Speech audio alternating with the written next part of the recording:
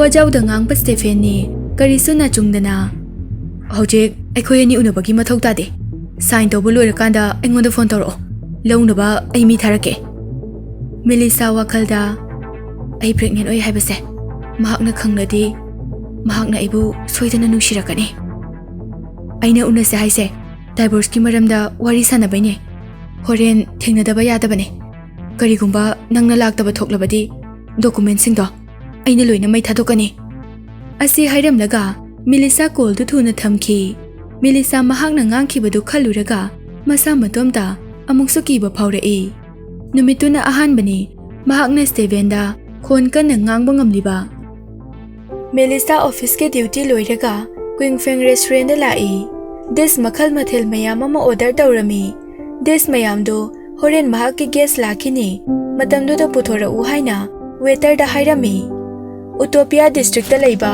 ꯈ꯭ꯋꯥꯏꯗꯒꯤ ꯃꯃꯤꯡ ꯆꯠꯄ ꯄꯦꯅꯣꯔꯥꯃꯤꯛ ꯔꯤꯖꯣꯜꯚꯤꯡ ꯔꯦꯁꯇꯨꯔꯦꯟꯅꯤ ꯃꯐꯝ ꯑꯁꯤꯗꯅꯤ ꯃꯈꯣꯏ ꯑꯅꯤꯅ ꯏꯍꯥꯟ ꯍꯥꯟꯅ ꯊꯦꯡꯅꯈꯤꯕ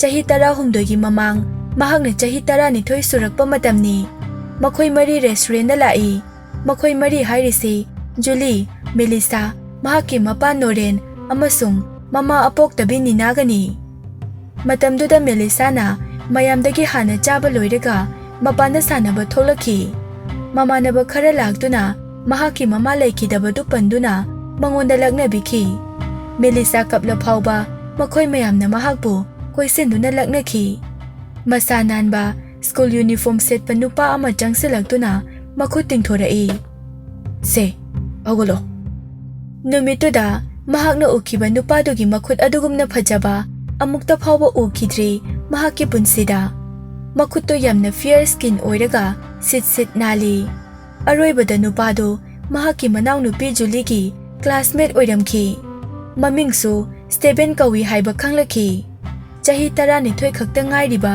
ꯃꯦꯂꯤꯁꯥꯒꯤ ꯑꯍꯥꯟꯕ ꯑꯃꯁꯨꯡ ꯑꯔꯣꯏꯕ ꯄꯤꯌꯣꯔ ꯂꯚ ꯁ꯭ꯇꯦꯚꯦꯟꯅ ꯑꯣꯏꯒꯦ ꯈꯟꯈꯤ ꯂꯥꯏꯕꯛ ꯊꯤꯕꯗꯤ ꯖꯨꯂꯤꯒ ꯁ꯭ꯇꯦꯚꯦꯟꯒ ꯀ꯭ꯂꯥꯁꯃꯦꯠ ꯑꯣꯏꯔꯝꯕꯗꯒꯤ ꯀ꯭ꯂꯣꯁ ꯐ꯭ꯔꯦꯟ ꯑꯣꯏꯔꯛꯈꯤ ꯀ꯭ꯂꯣꯁ ꯐ꯭ꯔꯦꯟ ꯑꯣꯏꯔꯝꯕꯗꯒꯤ ꯂꯚꯔꯁ ꯑꯣꯏꯔꯛꯈꯤ ꯖꯨꯂꯤ ꯁꯛꯇ ꯆꯨꯗ ꯋꯥꯠꯇꯦ ꯁꯑꯣꯡ ꯁꯕꯥꯟꯁꯨ ꯌꯥꯝꯅ ꯐꯖꯩ ꯁ꯭ꯇꯦꯚꯦꯟꯁꯨ ꯅꯨꯄꯥ ꯑꯃ ꯑꯣꯏꯕꯒꯤ ꯑꯋꯥꯠꯄ ꯑꯃꯠꯇ ꯂꯩꯇꯦ ꯑꯌꯦꯡꯕ ꯃꯤ ꯈꯨꯗꯤꯡꯃꯛꯅ ꯃꯈꯣꯏ ꯑꯅꯤꯕꯨ ꯄꯔꯐꯦꯛ ꯐꯤꯌꯥꯟꯁꯦꯅꯦ ꯍꯥꯏꯅꯩ ꯃꯦꯂꯤꯁꯥ ꯋꯥꯈꯜ ꯈꯜꯂꯤꯉꯩ ꯖꯨꯂꯤꯅ ꯃꯦꯂꯤꯁꯥ ꯅꯪ ꯃꯇꯝ ꯀꯨꯏꯅ ꯉꯥꯏꯔꯝꯂꯅꯤ ꯑꯩꯗꯤ ꯃꯐꯝꯁꯤꯗ ꯂꯥꯛꯑꯣꯏ ꯍꯥꯏꯖꯕꯅꯦ ꯁ꯭ꯇꯦꯚꯦꯟꯅ ꯆꯠꯇꯕ ꯌꯥꯔꯣꯏ ꯍꯥꯏꯕꯗꯒꯤ ꯂꯥꯛꯄꯅꯦ ꯃꯍꯥꯛꯀꯤ ꯃꯅꯥꯛꯇ ꯖꯨꯂꯤ ꯑꯃꯁꯨꯡ ꯁ꯭ꯇꯦꯚꯦꯟ ꯂꯦꯞꯂꯒ ꯂꯩꯔꯝꯃꯤ ꯁ꯭ꯇꯦꯚꯦꯟꯗꯤ ꯃꯦꯂꯤꯁꯥꯗ ꯃꯃꯤꯠ ꯐꯥꯎꯕ ꯌꯦꯡꯗꯦ ꯆꯤꯌꯔ ꯑꯃ ꯆꯤꯡꯊꯣꯔꯛꯇꯨꯅ ꯖꯨꯂꯤꯕꯨ ꯐꯝꯍꯜꯂꯤ ꯖꯨꯂꯤꯅ ꯌꯥꯅꯤꯗ ꯅꯪꯅ ꯑꯩꯒꯤ ꯋꯥꯕꯤꯕꯁꯤꯗꯤ ꯃꯦꯂꯤꯁꯥ ꯑꯃꯗꯤ ꯁ꯭ꯇꯦꯚꯦꯟ ꯊꯦꯡꯅꯔꯛꯇꯕ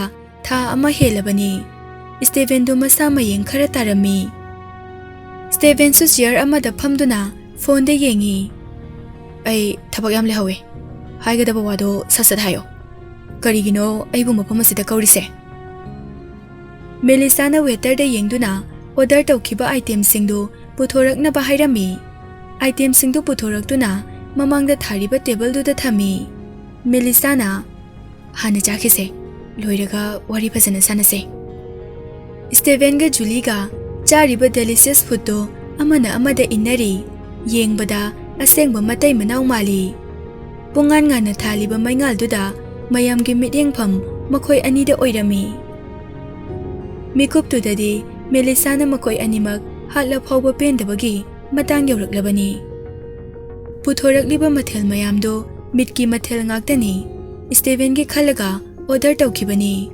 ꯃꯍꯥꯛꯇꯤ ꯃꯤꯠ ꯌꯥꯝꯅ ꯄꯥꯝꯗꯦ ꯆꯥꯔꯤꯕꯗꯨ ꯋꯦꯛꯁ ꯆꯥꯕꯒ ꯆꯞ ꯃꯥꯟꯅꯩ ꯌꯣꯠꯄ ꯌꯥꯔꯝꯗꯦ ꯔꯦꯁꯇꯨꯔꯦꯟ ꯑꯗꯨꯗ ꯂꯥꯛꯇ꯭ꯔꯤꯉꯩꯗ ꯃꯦꯂꯤꯁꯥ ꯒꯨꯂꯤ ꯑꯃ ꯆꯥꯗꯨꯅ ꯂꯥꯛꯏ ꯒꯨꯂꯤꯗꯨ ꯄ꯭ꯔꯦꯒꯅꯦꯟ ꯑꯣꯏꯕꯤ ꯅꯨꯄꯤꯅ ꯃꯅꯝ ꯐꯥꯎꯗꯅꯕꯅꯤ ꯃꯍꯥꯛ ꯃꯤꯠꯀꯤ ꯃꯅꯝꯗꯨ ꯍꯩꯅꯗꯦ ꯑꯗꯨ ꯑꯣꯏꯔꯁꯨ ꯁ꯭ꯇꯦꯚꯦꯟꯒꯤ ꯃꯥꯏ ꯌꯦꯡꯗꯨꯅ ꯄꯨꯟꯅ ꯆꯥꯃꯤꯟꯅꯕ ꯄꯥꯝꯈꯤ ꯃꯦꯂꯤꯁꯥꯅ ꯃꯈꯣꯏ ꯑꯅꯤ ꯏꯟꯅꯔꯒ ꯆꯥꯃꯤꯟꯅꯕꯗꯨ ꯎꯔꯒ ꯒꯨꯂꯤ ꯆꯥꯈꯤꯕꯗꯨ ꯅꯤꯡꯉꯝꯃꯛꯇꯦ ꯃꯦꯂꯤꯁꯥꯅ ꯑꯦꯛꯁꯀ꯭ꯌꯨꯁ ꯃꯤ ꯑꯩ ꯕꯥꯊꯔꯨꯝꯗ ꯑꯃꯨꯛꯇ ꯆꯪꯂꯨꯈꯤꯒꯦ ꯃꯦꯂꯤꯁꯥꯅ ꯍꯧꯒꯠꯂꯝꯗꯥꯏꯗ ꯁ꯭ꯇꯦꯚꯦꯟꯅ ꯃꯉꯣꯟꯗ ꯁꯥꯎꯅ ꯌꯦꯡꯂꯝꯕꯗꯨ ꯎꯏ ꯁ꯭ꯇꯦꯚꯦꯟꯒꯤ ꯃꯤꯠꯌꯦꯡꯗꯨꯅ ꯀꯔꯤ ꯋꯥꯍꯪ ꯍꯪꯂꯤꯅꯣ ꯍꯥꯏꯕ ꯈꯪꯉꯤ Melissa su wahangdugi pakhum wakhalna khumi. Aina nangonda kalakpa kaisu leite. Nongmadi ai lan kide haiba nang soidana khanglakani. Bathroom da Melissa mamai mamit taduna mingsel da yenglaga lei. Onthorakpada Julie su nakanda leptuna mingsel yenglaga ahappa padu semi. Melissa na Julie pregnant oiradi heavy makeup tawano. Maduna poglakadaba angangduda kaisu phaba oiroi. Melissa sangsar se nangini haina khanbra. Nangna engonda takpagi kari mathau lei. Julie yamna usitana no e. Julie ga onsinaba pamdabadagi Melissa na hoi adudi nangna thokpa tawro. Hairaga Julie gi nakanda thaidoklaga chatki. Julie na mahaki pambomda yanduna Melissa warinta sanakise. Ai nangka wari sananingai kaisu leite. Julie na pairakliba makhutto lauthoe khara chatpa haubaga matungda posak ama thadabagi makhol tarami. Melissa mamai laithoraktringai Julie yamna thuna ima ai sire. Melissa su yenglai Julie makhada phamduna mahaki mabukta pairaga kaplami. Melissa na mahaki mamitto ubada tawsinnaba mali. Julie na Melissa nang naibu nuksida haiba ai khange adubu ai bo sumna intubadi nang sulangani ai se pregnant oirabani angang sigi mapana Steven ne. Melissa su chensin duna yengi bleeding tawbugi mami su tai. Mahakna wangange tawbuga manakta nupa ama chensilagtuna Julie bu mahakna kolaga puthokhi. Melissa gi nakong mayada nang yam tawbu ngamu nupi ne nang hore nungai ne. Melissa thokliba thokdokse karino khangde hospital manungdani. Melissa dress to hongtoktuna Julie gi anaba yengnaba emergency room da lai. Room dugi mamangda Steven leplaga Julie bu ngairi. Melissa bu room duda changba yaroi haina mahakna thingi. Melissa nang manungda changlaga aigi cha se hatke hariro. Mapam se hospital ne. Aibu wayam nangang batahan Steven nanganglakpa wahai khuding Melissa gi thamoida hu puba ngangtani. Nang wayam nangangande haiba aisu khange. Sima su khangbiyo. Aisu miyamna sakhangnaraba gynecologist doctor amane. Hiram asidadi aisu khara makaidi khangjare. Steven na atapa khonjalda nangna Julie bu hek wahalaba sokhalaba nangi punsida su sibadagi hena akanba chaitheng soidana phanghangani.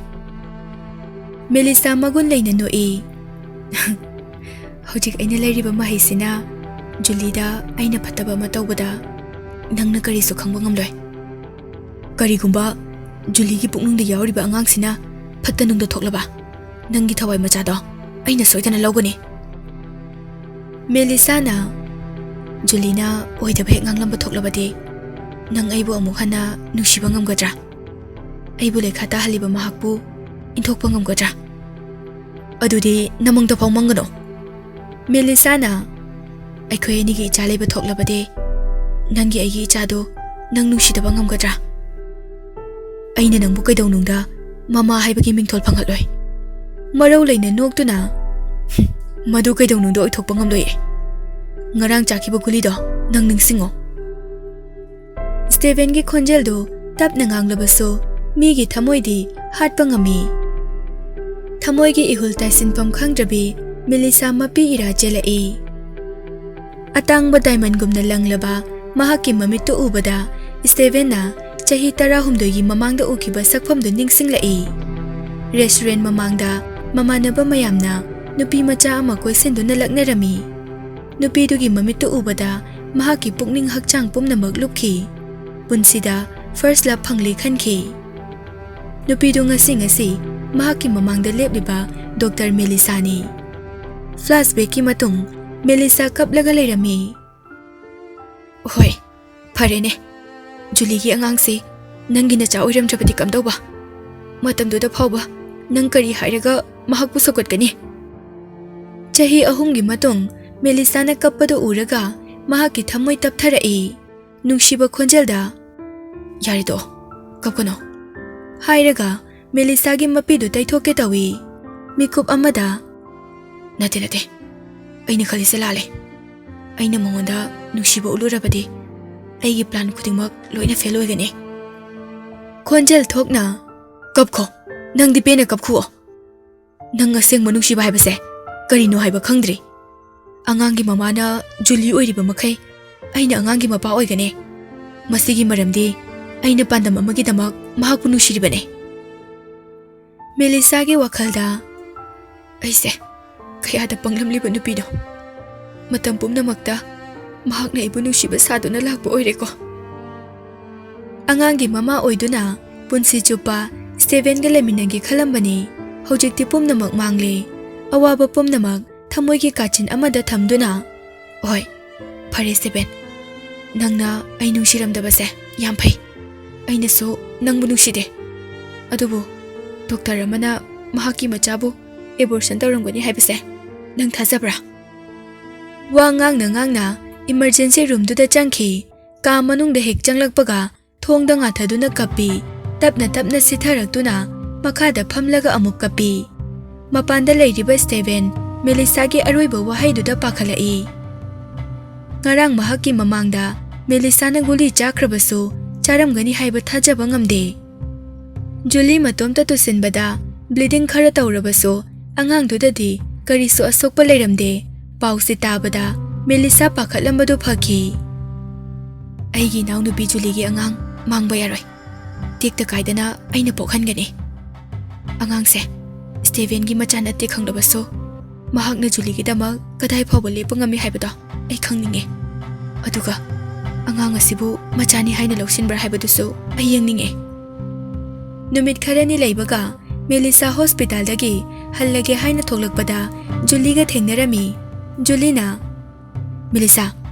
ꯑꯩꯅ ꯆꯥꯒꯗꯕ ꯍꯤꯗꯥꯛ ꯈꯨꯗꯤꯡꯃꯛ ꯆꯥꯕ ꯂꯣꯏꯈ꯭ꯔꯦ ꯃꯈꯥ ꯇꯥꯅ ꯆꯥꯅꯕꯒꯤꯗꯃꯛ ꯍꯤꯗꯥꯛ ꯈꯔ ꯏꯕꯤꯔꯝꯃꯣ ꯅꯪꯅ ꯍꯥꯟꯅ ꯌꯦꯡꯈꯤꯕ ꯗꯣꯛꯇꯔꯗꯣ ꯑꯗꯨꯗ ꯌꯦꯡꯉꯨꯆꯣ ꯃꯉꯣꯟꯗ ꯍꯪꯕꯅ ꯐꯅꯤ ꯖꯨꯂꯤꯅ ꯃꯦꯂꯤꯁꯥꯕꯨ ꯆꯠꯈꯤꯕ ꯌꯥꯔꯣꯏ ꯍꯥꯏꯅ ꯐꯥꯏ ꯑꯗꯨꯝꯅ ꯑꯩꯉꯣꯟꯗ ꯉꯥꯡꯒꯅꯨ ꯅꯪꯅ ꯆꯠꯈ꯭ꯔꯕꯗꯤ ꯁ꯭ꯇꯦꯚꯦꯟ ꯑꯩꯈꯣꯏ ꯑꯅꯤꯒꯤ ꯃꯔꯤꯁꯤꯗ ꯅꯪꯅ ꯀꯜꯂꯛꯄꯒꯤꯅꯤ ꯍꯥꯏꯅ ꯑꯩꯅ ꯈꯟꯒꯅꯤ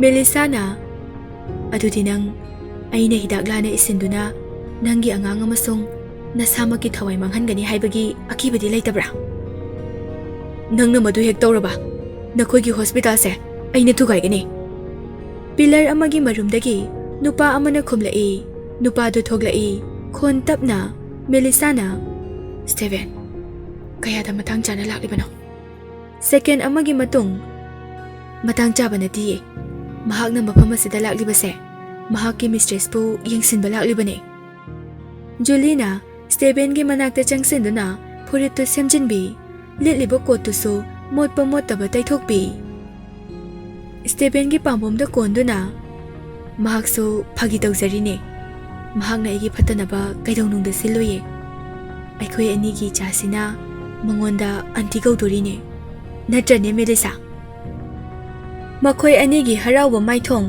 ꯑꯣꯏꯅꯖꯕꯗꯨ ꯎꯔꯒ ꯃꯦꯂꯤꯁꯥ ꯀꯔꯤꯁꯨ ꯍꯥꯏꯔꯝꯗꯅ ꯃꯍꯥꯛꯀꯤ ꯑꯣꯐꯤꯁ ꯔꯨꯝꯗ ꯆꯠꯈꯤ ꯖꯨꯂꯤꯅ ꯁ꯭ꯇꯦꯚꯦꯟꯕꯨ ꯃꯦꯂꯤꯁꯥꯒꯤ ꯔꯨꯝꯗ ꯄꯨꯁꯤꯜꯂꯛꯏ ꯀꯥ ꯃꯅꯨꯡꯗ ꯃꯦꯂꯤꯁꯥꯅ ꯃꯦꯗꯤꯀꯦꯜ ꯂꯤꯁ ꯄ꯭ꯔꯤꯟꯠ ꯇꯧꯔꯝꯕꯗꯨ ꯁ꯭ꯇꯦꯚꯦꯟꯅ ꯎꯔꯝꯃꯤ ꯃꯦꯂꯤꯁꯥ ꯑꯩꯅ ꯅꯈꯣꯏꯒꯤ ꯗꯣꯛꯇꯔꯒꯁꯨ ꯋꯥꯔꯤ ꯁꯥꯟꯅꯔꯕꯅꯦ ꯑꯩꯒꯤ ꯖꯨꯂꯤꯅ ꯗꯦꯂꯤꯚꯔꯤ ꯇꯧꯗ꯭ꯔꯤ ꯐꯥꯎꯕꯗꯤ ꯅꯪꯅ ꯌꯦꯡꯁꯤꯟꯕꯤꯒꯗꯕꯅꯦ ꯃꯍꯥꯛꯀꯤ ꯃꯁꯥꯗ ꯅꯠꯇ꯭ꯔꯒ ꯑꯉꯥꯡ ꯑꯁꯤꯗ ꯑꯁꯣꯏ ꯑꯉꯥꯝ ꯍꯦꯛ ꯌꯥꯎꯔꯕ ꯅꯈꯣꯏꯒꯤ ꯍꯣꯁꯄꯤꯇꯥꯜꯁꯦ ꯎꯐꯨꯜ ꯇꯥꯔꯦ ꯈꯪꯉꯣ ꯁ꯭ꯇꯦꯚꯦꯟꯒꯤ ꯏꯃꯨꯡꯗꯤ ꯅꯤꯡꯊꯧꯒꯤ ꯏꯃꯨꯡꯒꯨꯝꯕꯅꯤ ꯃꯍꯥꯛꯇꯤ ꯄꯤꯛꯂꯤꯉꯩꯗꯒꯤ ꯋꯥꯖꯥꯎꯗ ꯉꯥꯡꯗꯨꯅꯇ ꯂꯥꯛꯄꯅꯤ ꯃꯍꯥꯛꯅ ꯉꯥꯡꯂꯤꯕꯗꯨ ꯃꯦꯂꯤꯁꯥꯅ ꯃꯨꯟꯅ ꯇꯥꯁꯤꯜꯂꯝꯗꯦ ꯄ꯭ꯔꯤꯟꯠ ꯇꯧꯕꯗꯨ ꯂꯣꯏꯔꯗꯨꯅ ꯃꯦꯗꯤꯀꯦꯜ ꯂꯤꯁꯇꯨ ꯖꯨꯂꯤꯗ ꯄꯤ ꯍꯤꯗꯥꯛꯁꯤꯡꯁꯦ ꯃꯇꯝ ꯆꯥꯅ ꯆꯥꯎ ꯑꯦꯛꯖꯥꯃꯤꯅꯦꯁꯟ ꯇꯧꯕꯁꯨ ꯃꯇꯝ ꯆꯥꯅ ꯆꯠꯂꯣ ꯃꯦꯂꯤꯁꯥ ꯀꯔꯤꯁꯨ ꯍꯥꯏꯔꯝꯗꯅ ꯃꯈꯨꯠꯇꯨ ꯄꯣꯀꯦꯠꯇ ꯍꯨꯝꯂꯒ ꯊꯣꯛꯈꯤ ꯁ꯭ꯇꯦꯚꯦꯟꯅ ꯖꯨꯂꯤꯕꯨ ꯌꯨꯝ ꯐꯥꯎꯕ ꯊꯤꯜꯂꯛꯏ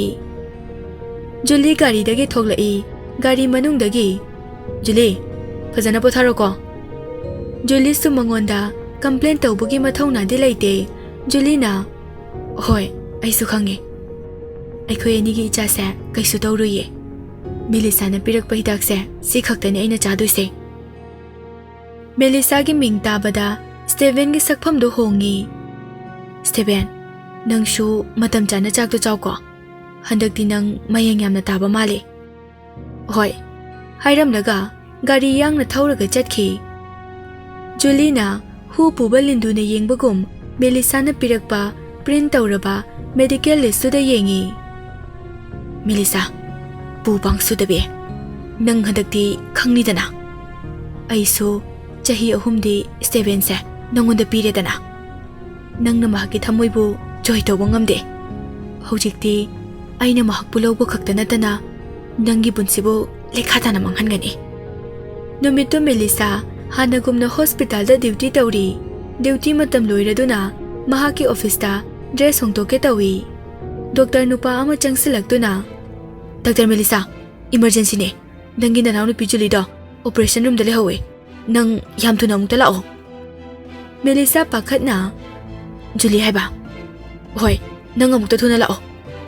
Melissa wakal khanduna leiba pamde emergency room da kanna chensilai. Room dugi mamangda Stephen yamna phingna koi chatlaga leirami. Mahaki asauba sakfamdu ubada Melissa yamna kirami adubu Julie gi khallaga changlai. Operation room da change tawbaga Stephen na mahak pu urami. Stephen na mahak ki khudang da phaduna. Nangai kho. Melissa makhutu thadok na bakan na mui. Kaino Stephen, nang na toise kaino. Paire bu khuse, yam thuna thado. Stephen mamitu arai bida sangdok tuna. Nang na ingonda adumai na ngangba yabra. Nang na Julie gi angangbu hatpa karigi na tiklay. Nang makhata na hingba pamdabra. Melissa kari sukhangjaba natabani na wadu tabada ingangai. Kaino nang nangangi duba? Julie gi angangdo kaidawa yaurage. Nang hojik phawba khangsinadaba sari. Julie gi hida khudingmak nang na ikiba natra. Aina sagalakpa idea khudingmak nang na loina manghalaba. Nang nupi oirambagi aina khut thadabane. Melissa hojikti gyan loina tare. Julie abortion gi guli chaduna mahaki machadu manghanbani. Stephen di Melissa na pirakiba hidakto lanbagi ni haina leiri. Melissa na Stephen, mahak na hidak lana chabagi ne. Engonda tayo na bayaroi. Aseng bakang dringayda hana mara season base, toklase. Wangang baloy baka operation room da changki. Stephen thonglonsin kibado yengdo na lehawi. Nang na engonda ngangliba masong uliba na tawdo. Prithibi sida layba atopa mi mo oiramlabadi ngasay na thaway mangladabane. Mamito tap na oisali amuk pangthorakpada asawba pumnamak phakre. Melissa, nang Julie gi punsibu kanbiyo. Mahak hingdaba yadabane. Angang duso. Operation room manungda Melissa di Julie gi case to thoidok na serious oiramgani khalludabani. Adubo pumnamak tayo narami. Julie na abortion drug to kahina chasin khibana angang du sibata natana angang khawdusu phibam yamna soklamle. Room du da leiba senior doctor amana patient sigi imung manungi mida sign ama taholo. Patient sigi angang khawse lokthokpa yana leire. Matam kitang thengkhibada mahakki punsi ekhoina ganba ngamloi. Nurse nupi amana che amaga kolom ama pairaga chenthora Melissa na Miss aino ina tawrage yani. Senior doctor duna Melissa nang na tawba nungairoi. Patient sigi husband oina taholo. Ha, Julie gi husband haiba. Mayam ki wakal dasu aigi puroi babu Julie gi ni khallaba ko. Julie na beta taduna leibadu uraga Melissa makok to puba ngamdre. Makhol hauna kapthokpa su ngamda nurse nupidu chedo pairaga yamna thuna chensilai. Operation hauramdaida Julie, kaino nang na tawisibo? Hojikti nang angang se poklaroi ko. Melissa mamaido mask upi mamit anidagi sintharakpa pirang marik tubo leiriba mayamduna loina ui. Operation haurakpaga mahak mathwai chakpa henmankhibana operation table dagi maning hantorai.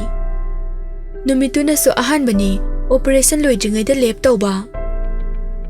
Mayamna mahakna kappado uraga doctor amadi nurse ki wakhaldadi manaw nupina tariba dasa aduda nungaitabagi ni haina lainai. Adubu mangondadi punsida achawba lanpham ama maithirabani. Nurse nupi amana mahakna kaplibadu themjili. Kachin amada phamduna isisina operation du yenglaga lei. Julie gi mabukta athauba blade na lenbadu urami. Ngaihak leiraga doctor na sizinariba knife amasung instrument mayamdudagi thaktorakpa mangalduna mamittu thakatli. Masagi mabukta paiduna, Stevena, aibu nungsidrabasu. Mahakka amuk handa laiba phangkini khalambane. Adubu phanglaroi. Stevengi nupi oibagi mingthol amuk handa phanglaroi. Mapanda ngaiduna lairiba Stevena, aingondda kari tawrakani haiba ai khangba ngamde.